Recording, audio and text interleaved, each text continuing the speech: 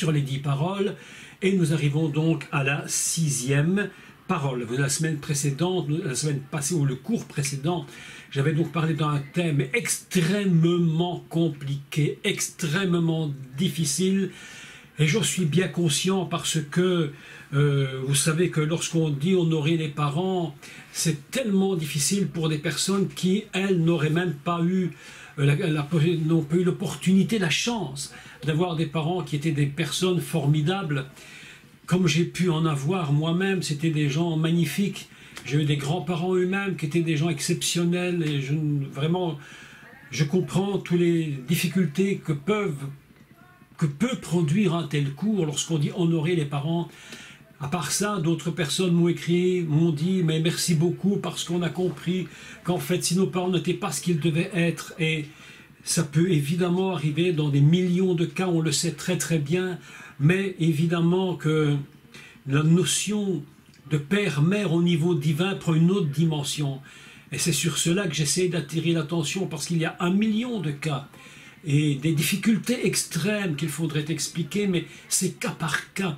Et vous comprenez que dans ce genre d'enseignement que nous faisons, moi et même d'autres, nous sommes obligés, évidemment, soit de parler d'une généralité, et si c'est des cas par cas, ben nous sommes obligés de prendre des gens individuellement, cas par cas. Mais c'est quasiment impossible, parce que si on devait répondre à chaque personne cas par cas, mais je pense qu'on passerait des jours et des nuits entières à parler avec les gens et à leur expliquer. Donc ce que j'essaye de faire, et j'aimerais que tout le monde puisse le comprendre, c'est que j'essaie de travailler dans une généralité.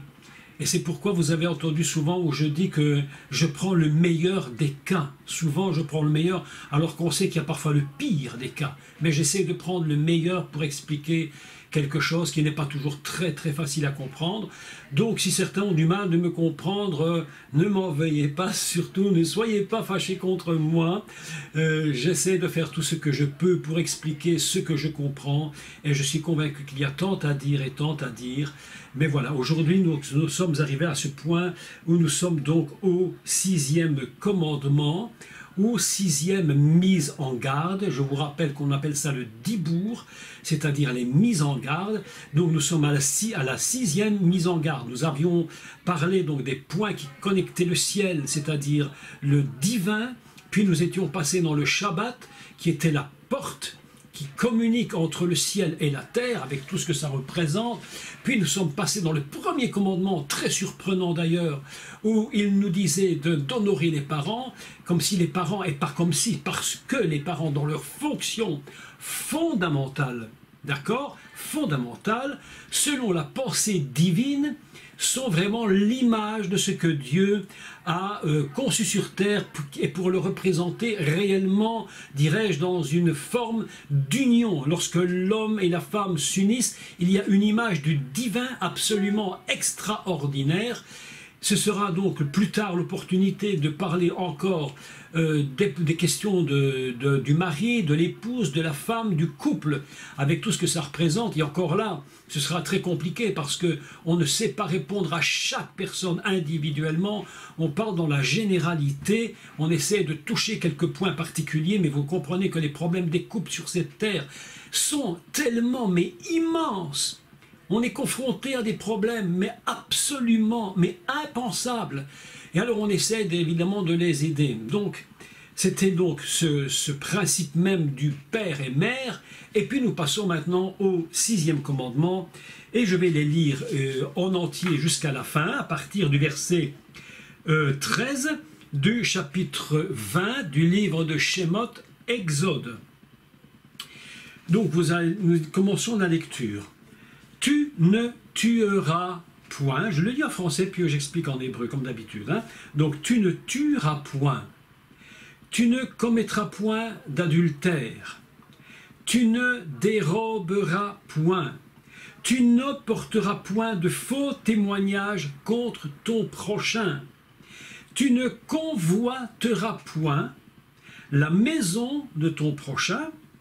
Tu ne convoiteras point la femme de ton prochain, ni son serviteur, et sa servante, et son bœuf, et son âne, et aucune des choses qui appartiennent à ton prochain.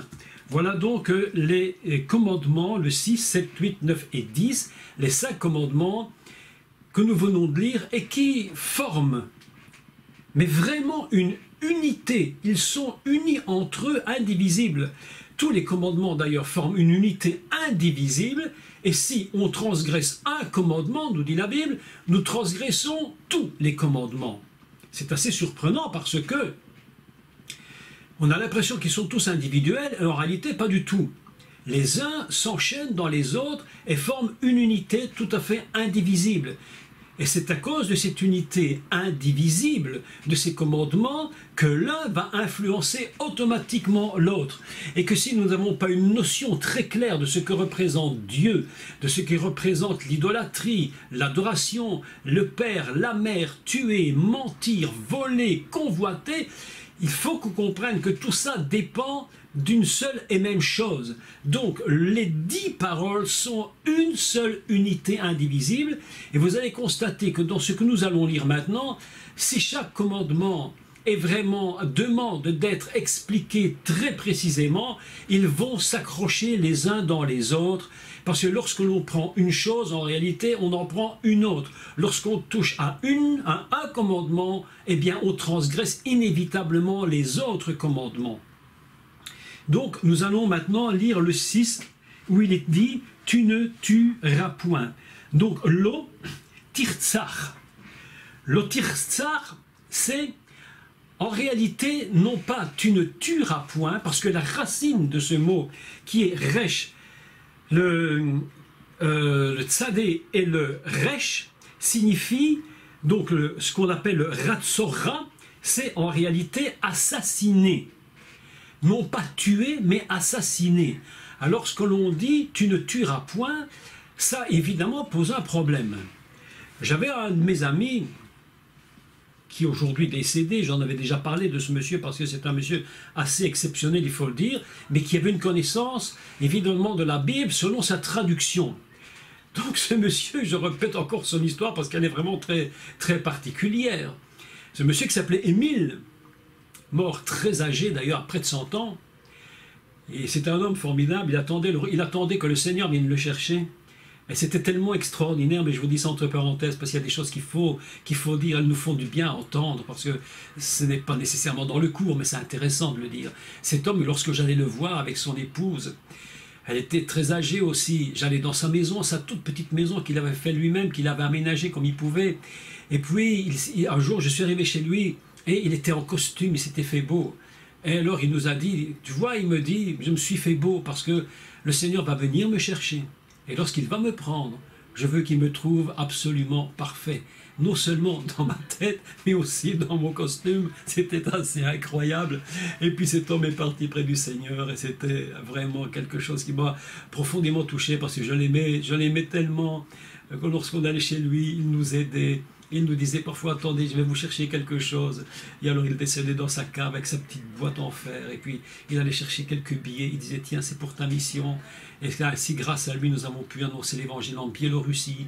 Et cet homme était dévoué au Seigneur. Mais bref, je ferme cette parenthèse pour vous dire que cet homme était exceptionnel. Mais il y avait quelque chose qui était compliqué pour lui. C'était ce 6e commandement. Parce qu'il était tu ne tueras point. Mais lors de la Première Guerre mondiale, cet homme est parti à la guerre.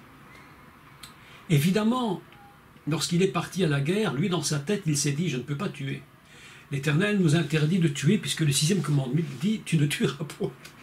Donc il est parti sur le front, il était emmené sur le front avec tous ces gars, tous ces soldats qui étaient avec lui, sa troupe, ça, je ne sais pas comment on dit. Et alors évidemment, il s'arrangeait toujours quand l'ennemi arrivait pour se mettre quelque part pour ne pas tirer, parce qu'il a dit, Dieu a dit, tu ne tueras point. Donc évidemment, tous les autres, ils se battaient, et puis lui, il se planquait, si on peut le dire comme ça. Pourquoi cette situation, écoute, ça c'est drôle, excusez-moi, je ris un peu de cette situation, mais c'est trop drôle. Pourquoi cette situation si incroyable? Parce qu'en réalité, il n'est pas écrit « tu ne tueras point ». C'est une vilaine traduction. La racine de ce mot, tirtsar, c'est la racine de « assassiner ». Et vous comprenez que tuer et assassiner, si vous demandez à quelqu'un quelle différence ça fait, beaucoup de gens vous répondront simplement le résultat est le même pour celui qui y passe. Et évidemment que celui qui y passe, il ne va pas vous dire s'il est content ou pas, parce que pour lui, le résultat est le même. Par contre, Pour celui qui produit la chose, elle est très différente. Et je m'explique là-dessus parce que il faut quand même comprendre ce que veut dire ce mot. Tu n'assassineras pas, ça veut dire que tu n'auras pas derrière, dans ta tête, quelque chose que tu construis, une préméditation à aller vers l'autre pour le tuer. Il y a une préméditation dans l'assassinat. Alors quand tuer, ça peut se produire dans des cas particuliers. Et je donne quelques cas. Encore une fois, je sais que ce que je vais dire va peut-être poser quelques questions, mais il faut quand même dire la vérité, je le crois. Si quelqu'un vient de votre maison et vous devez vous défendre parce qu'il veut s'attaquer à vos biens, à votre propre vie, à celle de votre femme, de vos enfants, et vous vous défendez parce que vous n'avez aucun choix de vous défendre. Soit vous dites, il est écrit tu ne tueras point, donc je me laisse faire et je laisse tout faire, il va peut-être tuer ma femme, mais c'est pas grave, je ne fais rien parce qu'il est écrit tu ne tueras point, donc je respecte le commandement. Et à ce moment-là, on tombe dans une catastrophe. Parce que la Bible ne dit pas tu ne tueras point, elle dit tu n'assassineras pas. Tu ne vas pas préméditer, alors que l'autre qui est venu, il a prémédité à la limite de te tuer pour prendre tout ce que tu possèdes. Donc, si cette parole était tu ne tueras point, il faut se poser une question par rapport aux guerres d'Israël, même aujourd'hui, lorsque Israël se fait attaquer. Et nous sommes en plein dans cet exemple, puisqu'aujourd'hui Israël est constamment attaqué par ses ennemis. Israël est bien obligé de se défendre. Et ce sixième commandement ne l'empêche pas de se défendre. Si Israël aujourd'hui dit « tu ne tueras point », à quoi servirait-il d'avoir une armée en Israël, puisque de toute façon, elle ne servirait strictement à rien. Donc, ce n'est pas tu ne tueras point, mais tu n'assassineras pas. Tu n'auras pas une préméditation. Tu n'iras pas avec des idées que tu vas travailler dans ta tête en te disant je vais aller chez lui, je vais l'égorger, je vais le tuer pour prendre ses affaires ou m'approprier ses biens, même parfois. Et là, on voit le lien entre les commandements. Certains ont tué pour prendre l'épouse d'un autre. Certaines femmes ont tué pour prendre le mari de l'autre. Donc vous voyez bien que ça enchaîne un système de préméditation absolument dramatique. Donc le thème « tu ne tueras point » doit être traduit, d'ailleurs Chouraki je crois l'a traduit ainsi également, « tu n'assassineras pas ». Vous imaginez bien que si dans une guerre tout le monde disait « tu ne tueras point », mais où est-ce qu'on va? Il n'y aurait plus possibilité aujourd'hui, où serait notre Europe? Il fallait bien que nous nous défendions. Et si demain quelqu'un rentre dans ma maison pour me tuer ou tuer ma famille, il faudra bien que je me défende. Soit j'y passe, soit c'est lui, mais de toute évidence, je ne pourrai jamais le laisser faire. Il faudra bien que nous nous défendions. Donc ce texte doit être pris dans le sens d'une préméditation. Tu ne tueras pas, tu n'assassineras pas. Le mot rotser en hébreu signifie un assassin. Donc dans l'idée du sixième commandement, il y a un assassin. Et oui, je lis ce que Daniel nous écrit dans les chats, hein, Jean-Marie Taubois traduit, tu ne seras pas meurtrier, c'est-à-dire tu ne feras pas de meurtre. Vous comprenez la différence entre un meurtre, un assassinat, et simplement se défendre parce qu'il faut se défendre, et qu'on n'a pas d'autre choix. Sinon, encore je le répète, mais que ferait Israël aujourd'hui si ce sixième commandement n'était que tuer? Alors évidemment qu'on va essayer d'éviter de tuer, évidemment. On n'est pas là par plaisir de tuer, évidemment. Mais la traduction, c'est tu n'assassineras pas. Le mot « rotser » signifie « assassiner ». Donc, nous avons ici quelque chose de très important dans ce texte, mais tuer. Maintenant, ce n'est pas que physique. Il y a aussi une règle qui va découler de cette phrase « tu n'assassineras pas » et qui sera « tu n'assassineras pas, tu ne tueras pas l'autre ». Comment? Mais on peut le tuer par des paroles. Vous savez qu'il y a un texte très important dans la Torah, c'est dans le Proverbe 18-21. Si vous avez votre Bible, vous le lisez, et vous allez voir qu'en hébreu, il y a quelque chose de très magnifique au niveau du terme qui est écrit. Tout à l'heure, je relisais le texte, je me disais, mais qu'est-ce qui peut bien être écrit? Lorsqu'il est dit dans Proverbe 18-21, « La vie et la mort sont au pouvoir de la langue. Donc ça veut dire qu'on a le pouvoir avec notre langue, ou les gens, quels qu'ils soient, avec leur parole, ils ont le pouvoir de tuer d'autres personnes. Ça s'appelle de la médisance, ça s'appelle de la calomnie, ça s'appelle ce qu'on appelle en hébreu la lashon hara, c'est-à-dire la langue mauvaise, celle qui a une capacité de produire du meurtre. Vous savez qu'on a tué des gens, non seulement physiquement, mais on a tué des gens moralement. La médisance peut porter un tel niveau comme réaction sur quelqu'un, que cette personne peut même jusqu'à mourir, je vous assure. À cause de la médisance, donc de la mauvaise langue, des gens sont morts, suicidés même, parce qu'ils ne pouvaient plus supporter ce qu'on disait sur eux. C'est pourquoi aujourd'hui, je répète ce que j'ai dit la semaine précédente, je ne sais pas si ça avait été bien compris ou pas bien compris, mais qu'importe, je vais redire quelques mots. Lorsque nous parlons et lorsque nous propageons des choses, est-ce que nous nous rendons compte constamment que ce que nous disons a un poids qui est capable de donner la vie ou la mort? Le proverbe 18-21 dit « Mavet ve'achaim beyad lachon ». Donc « Mavet ve'chaim beyad lachon », ce qui veut dire « Mavet » la mort, « ve'chaim » et la vie. Écoutez maintenant, « Beyad », c'est quoi « Beyad » ? C'est dans la main. Le texte dit que la vie et la mort est dans la main de la langue. Voilà un texte tout à fait formidable. C'est-à-dire que notre langue a un pouvoir de manipulation.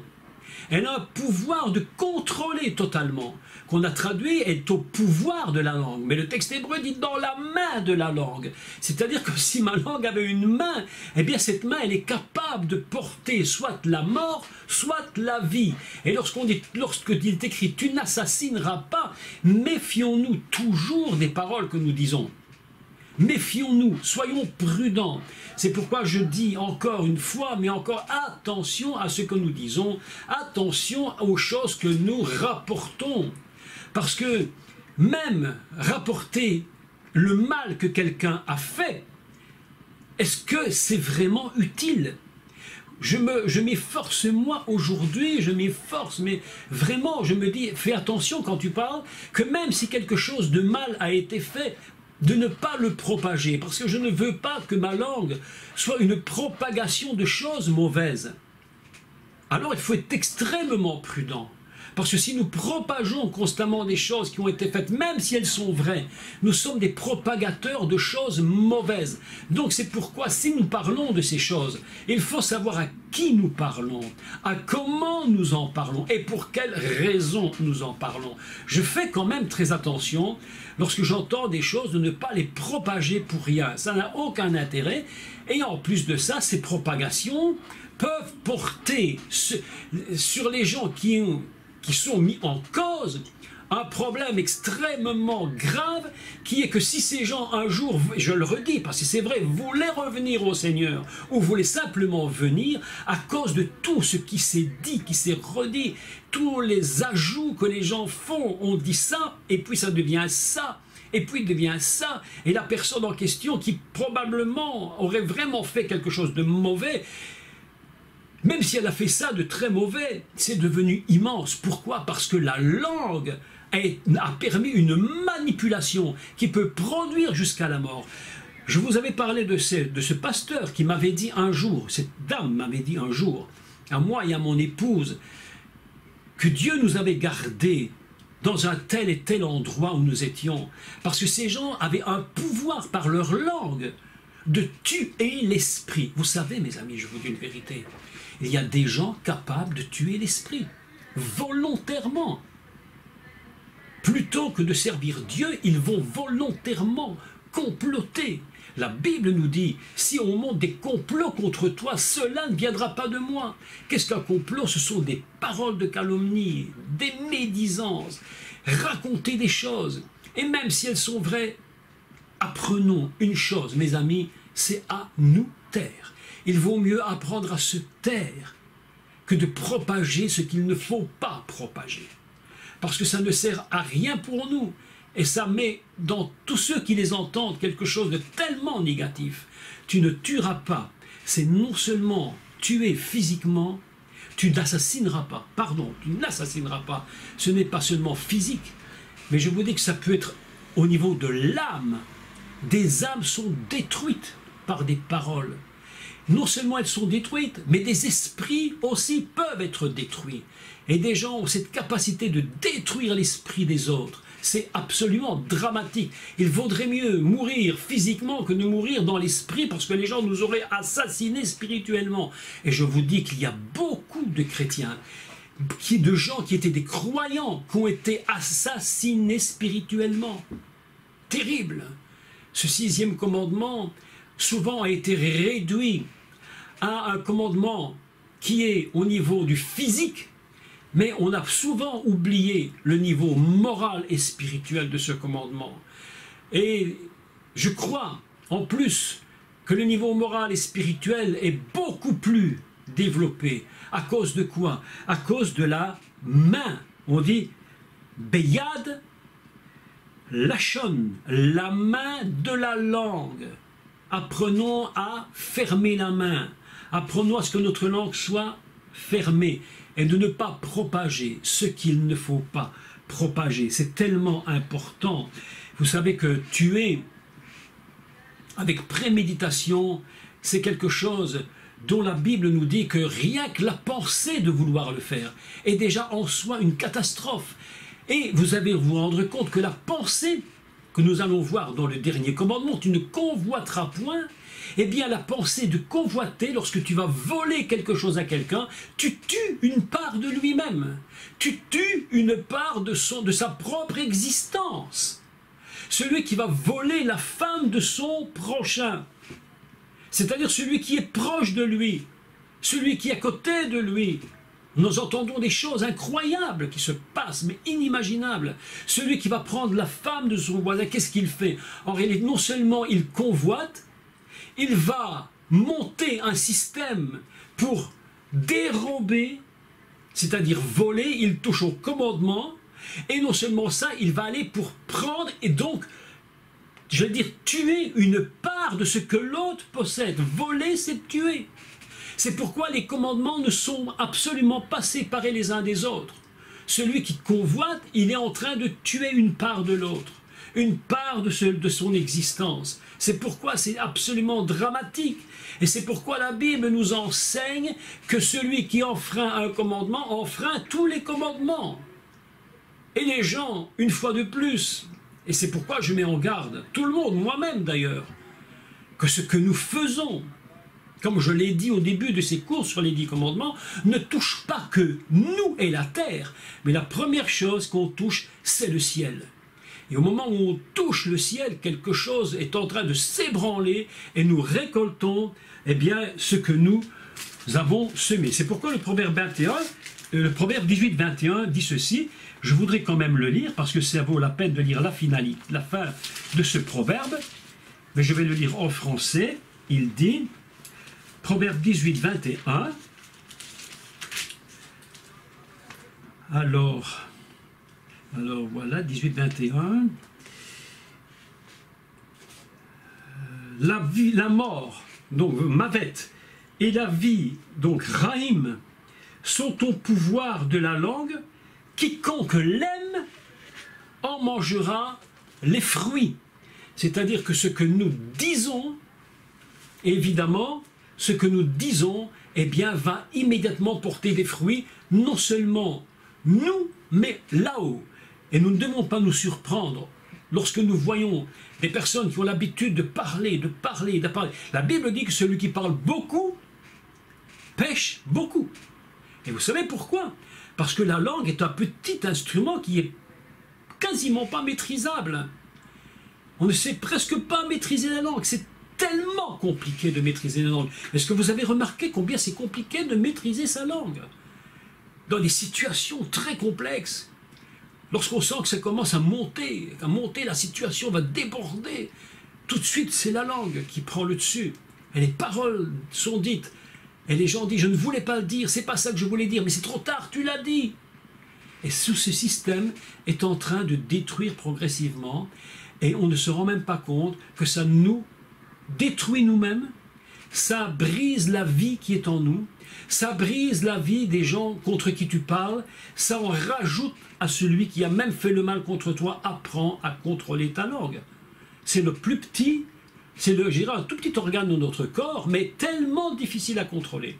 Tout vient de la langue, la vie et la mort. Donc ce 6e commandement, et je clôture là, il y aurait beaucoup à dire sur toutes ces choses, on en est bien conscient, la vie et la mort sont au pouvoir de la langue, et pas seulement la vie et la mort du corps, mais la vie et la mort de l'âme, c'est déjà dramatique, et de l'esprit, c'est absolument terrifiant. Donc soyons extrêmement prudents sur ce 6e commandement. La vie et la mort est au pouvoir de la langue. Tu n'assassineras pas. L'otirtsar, tu n'assassineras pas. Alors le 7e commandement. L'otinaf. L'o en hébreu veut dire pas, ne pas, hein, parfois ça veut dire lui, hein, mais ici dans le cas présent c'est ne pas, tu ne feras pas, tu ne, donc l'otinaf, comment dit-il ça, tu ne commettras point d'adultère. Ici, si nous devions traduire beaucoup plus proche du texte, c'est tu ne te prostitueras pas. Voilà encore un texte extraordinairement complexe parce que, évidemment, que commettre adultère est une catastrophe, évidemment, prendre la femme de l'autre, commettre un adultère est une chose terrible.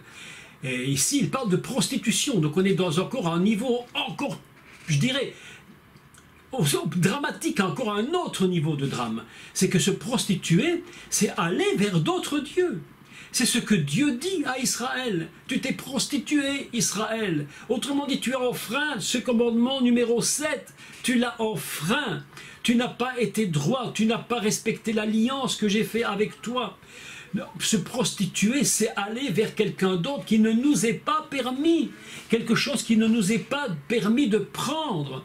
La prostitution, l'adultère, c'est prendre physiquement quelque chose qui n'est pas à nous. C'est prendre spirituellement des choses qui ne sont pas à nous. On peut se prostituer physiquement, on peut se prostituer spirituellement.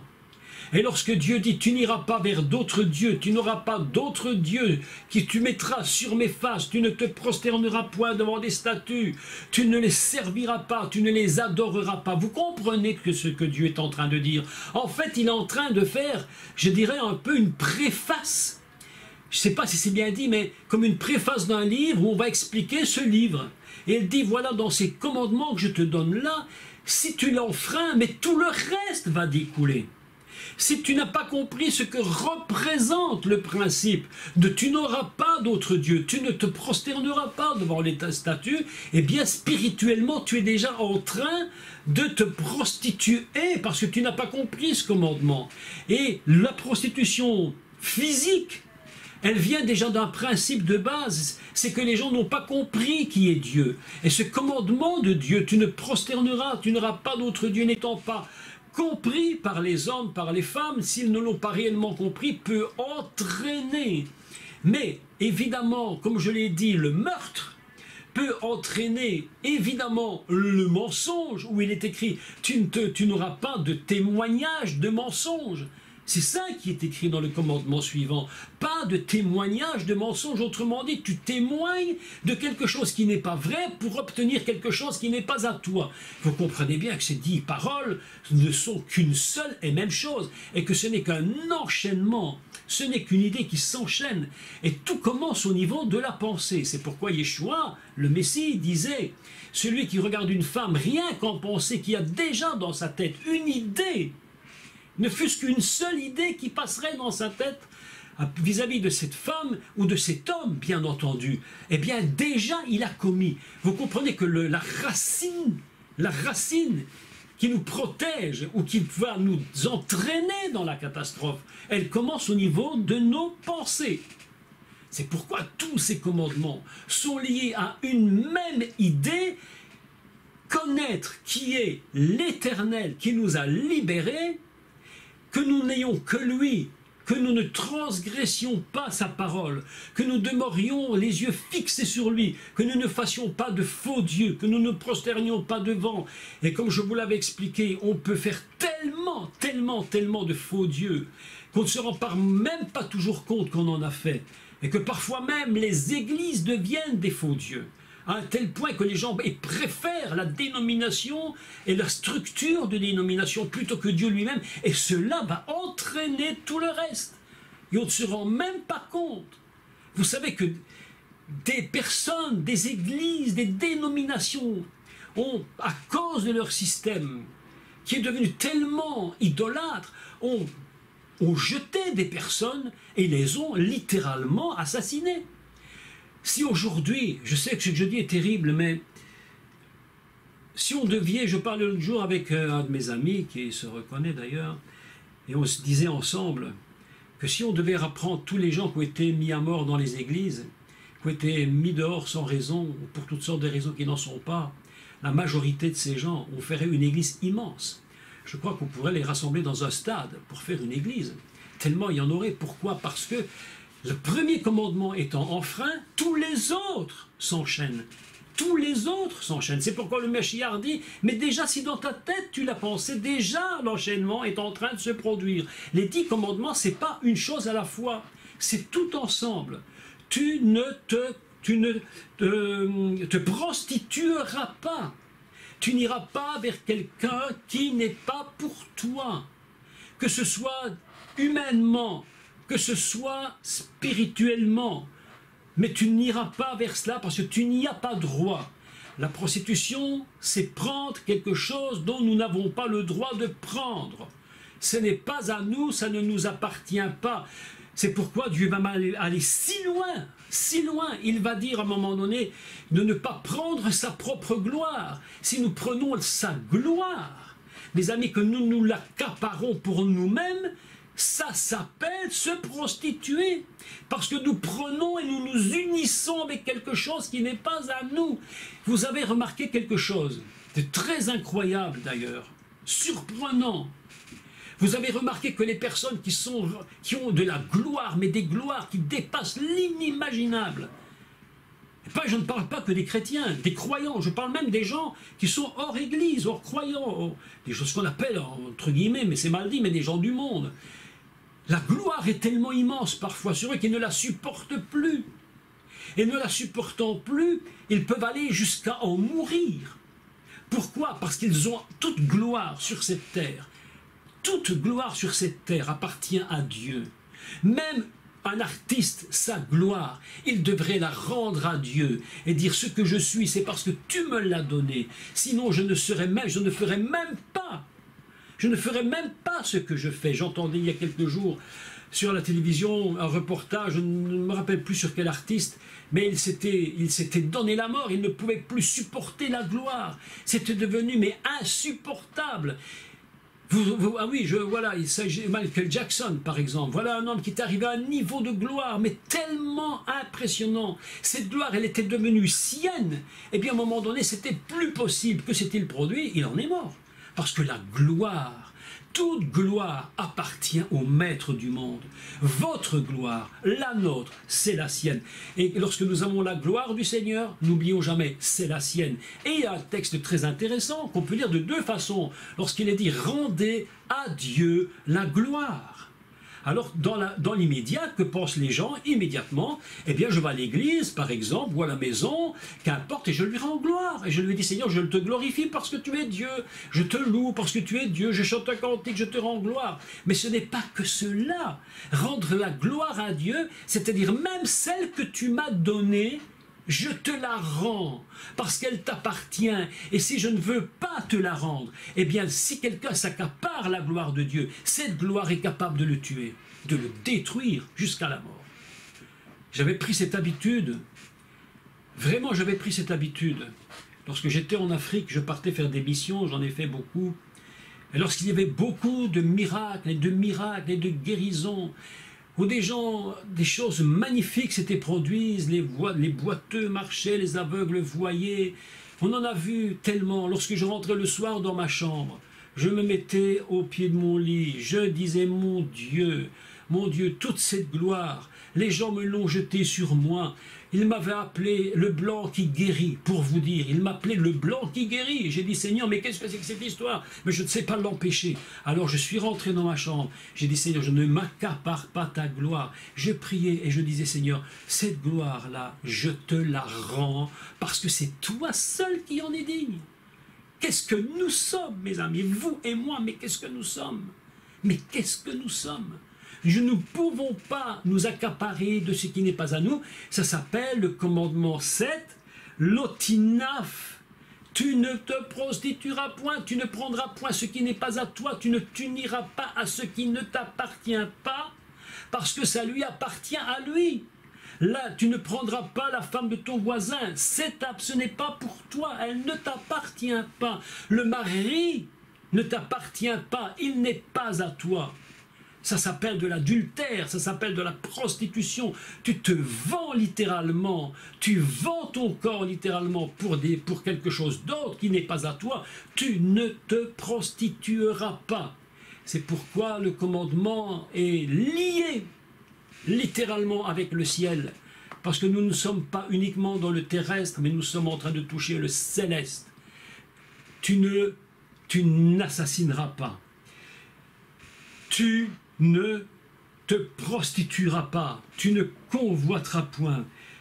C'est tellement, tellement important de comprendre ces principes. Nous, les enfants de Dieu, nous qui nous réclamons d'être des disciples du Mashiach, c'est des choses qui doivent être acquises en nous.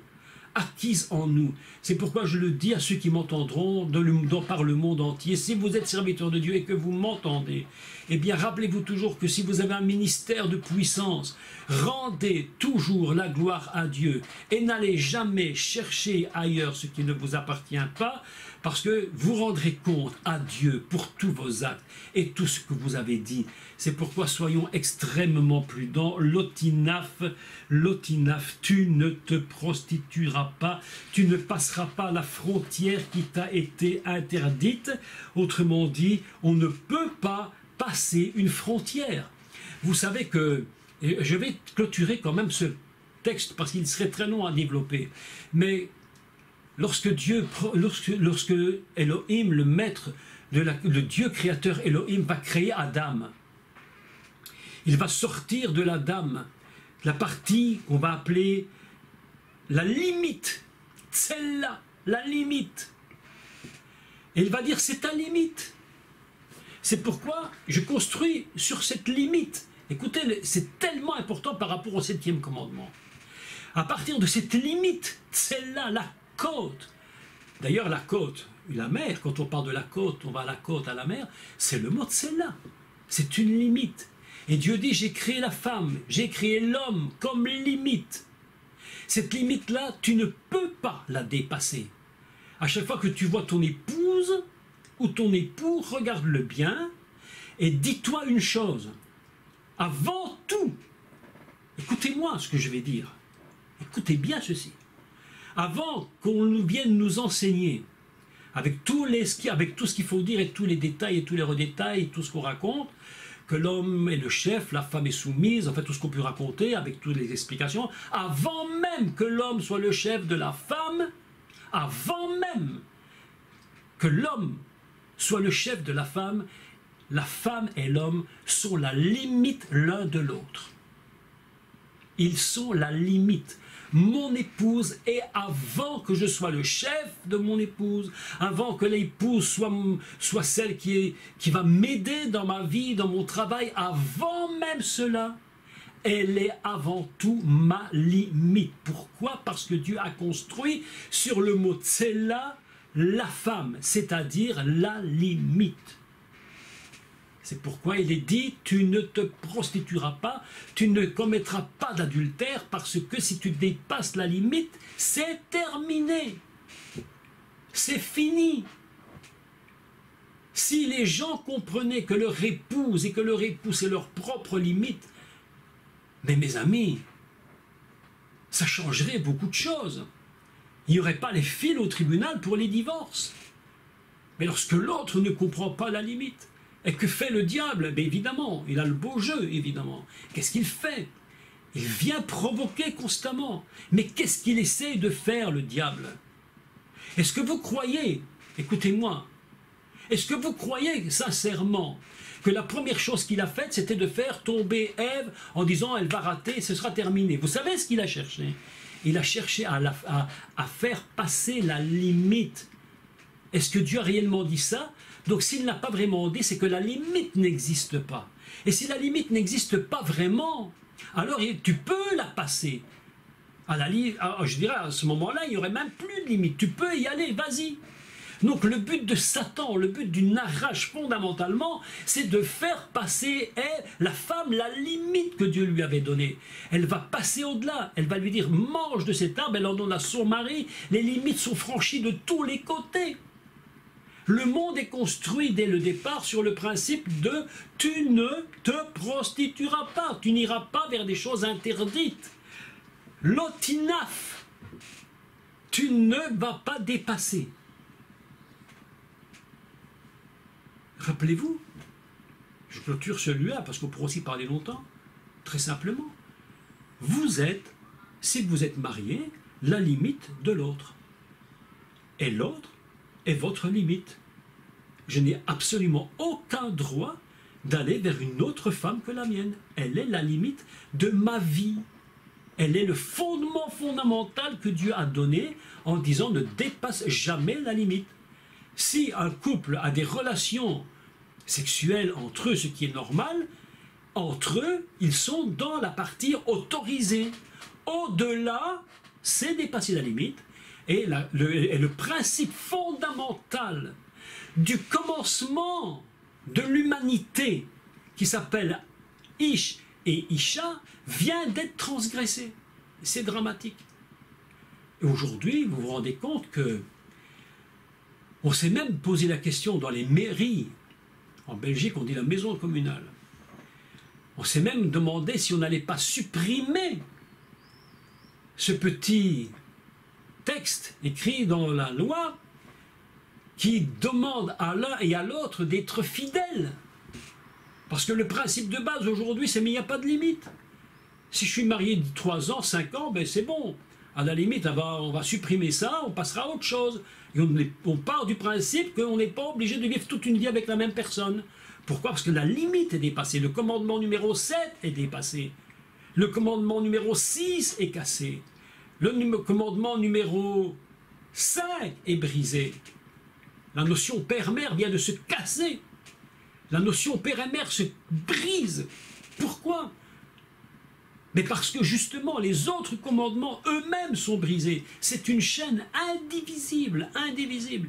Les 10 paroles sont indivisibles. Lorsque quelqu'un a une pensée d'adultère, une pensée de prostitution, une pensée de meurtre, une pensée de vol, tout se met en mouvement ensemble. Tout se met en mouvement. Et Dieu sait très bien que l'homme est extrêmement compliqué. Il sait très bien que l'homme est tombé dans un péché, dans une déchéance. Alors je me suis posé la question, mais pourquoi ces 10 paroles sont-elles si négatives? Tu ne tueras point, tu ne commettras point d'adultère, tu ne voleras point, tu ne feras point de faux témoignages, tu ne te prosterneras point devant des idoles, tu ne. Je dis, mais pourquoi mon Dieu? Pourquoi tu n'as pas dit? Pourquoi n'as-tu pas dit? Dis toujours la vérité. Est-ce que c'est pas la même chose? Dire toujours la vérité, c'est ne pas mentir. Pourquoi Dieu dit « dis toujours la vérité » Pourquoi ne dit-il pas « reste toujours avec ton épouse » Pourquoi ne dit-il pas « mais apprécie ce que tu possèdes uniquement » Pourquoi dit-il toujours l'eau, l'eau, l'eau et l'eau et encore l'eau? Tu ne pas. Mais c'est tellement l'être humain est pris dans un système où il était détruit dès le commencement. Il a une construction psychologique mais absolument détruite. Et Dieu lui dit, mais c'est à cause de cela que je te dis, ne fais pas, parce que je sais que si je ne te dis pas, ne fais pas, mais automatiquement, ça va tomber dans le piège, tu vas tomber dedans. C'est pourquoi les 10 paroles reviennent toujours, ne vole pas, ne mens pas, tu ne tueras, tu n'assassineras pas, tu ne te prostitueras pas, tu ne convoiteras point ni la femme, ni la maison, ne le fais pas. À cause de cette notion de l'homme qui est tellement détruit, tellement abîmé.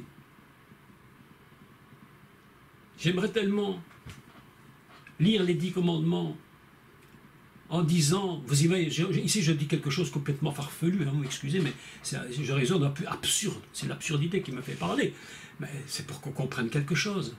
J'aurais tellement aimé lire, par exemple, « Je suis l'Éternel ton Dieu, je t'ai fait sortir d'Égypte, je sais que tu m'adores, je sais que tu n'aimes que moi, je sais cela, et qu'il n'y a pas d'autre Dieu, je sais comment tu es, je sais que tu dis toujours la vérité, je sais que... » Mais ça aurait été magnifique. Mais voilà que l'inverse se fait. L'homme a tellement besoin d'être compris dans les limites à cause de son état d'humain, adamique, qu'il a besoin de constamment entendre cette parole. Attention, je te dis, des mises en garde, ce sont tes mises en garde. C'est pourquoi le premier mot de tout ce texte, c'est Vaïdaber.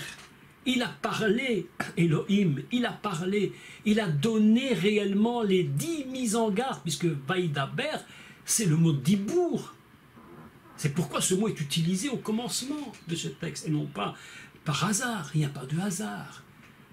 Il nous met en garde. Tu n'assassineras pas. Donc, je le relis. Tu n'assassineras point. Oui, je suis mes notes, hein, parce que quand même c'est important. Tu n'assassineras pas. L'otirtsar, l'otinaf, tu ne commettras point d'adultère, de convoitise, de prostitution. Tu n'iras pas vers ces choses-là. Tu vas respecter la limite que je te donne. Respecte-la. Avant de faire quoi que ce soit, sache quelle est la limite. Vous savez qu'avant de parler, avant de faire, nous devrions toujours savoir quelle est la limite dans laquelle nous pouvons agir et la limite que nous ne devrions jamais dépasser.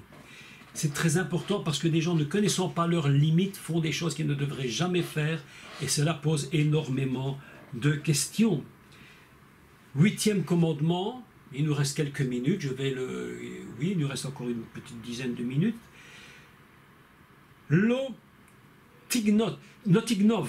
Alors, lotignov, c'est tu ne déroberas pas, tu ne voleras pas.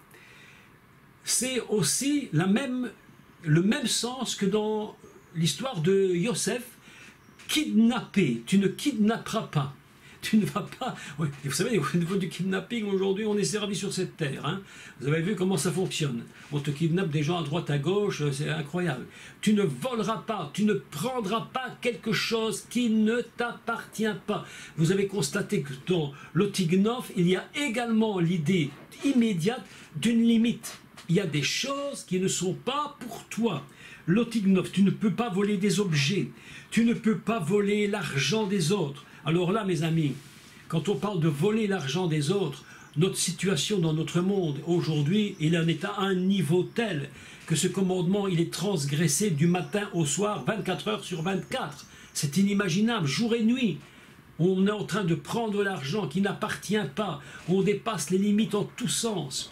Ça, on est arrivé dans un état absolument dramatique où la limite n'existe plus. Il faut s'enrichir, quand bien même on prendrait l'argent sur le pauvre, on lui volera son argent, le peu qu'il a, pour s'enrichir. Tu ne voleras pas, tu ne kidnapperas pas.